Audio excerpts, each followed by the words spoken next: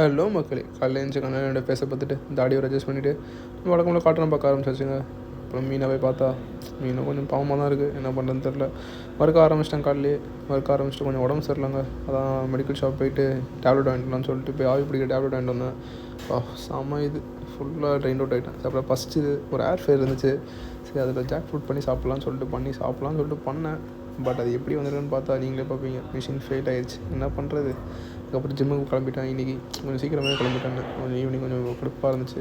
இன்றைக்கி ஃபஸ்ட்டு எடுத்தோடனே லெக்கில் தான் போட்டேன். லெக்கில் ஒரு பார்பிள் ப்ரெஸ் ஃபஸ்ட்டு எடுத்தோடனே 3 செட்ஸ் அது முடிச்சுட்டு அதுக்கப்புறம் லெக் ப்ரெஸ்லேயும் ஒரு 3 செட்ஸ் நல்லா ஒரு வேரியேஷன் ஹிட் ஆகிற மாதிரி. நீங்கள் என்ன பண்ணுறீங்கன்னா நல்லா முடிஞ்ச அளவுக்கு உங்களோட இதை வந்து நல்லாவே புஷ் பண்ணுற அளவுக்கு பார்த்துக்கோங்க.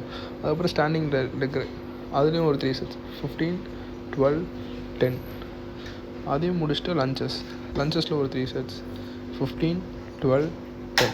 ஸோ இதில் என்ன ஆகுனா உங்களுக்கு ஹீட்டாக தெரியும் வேரியேஷன்ஸ்.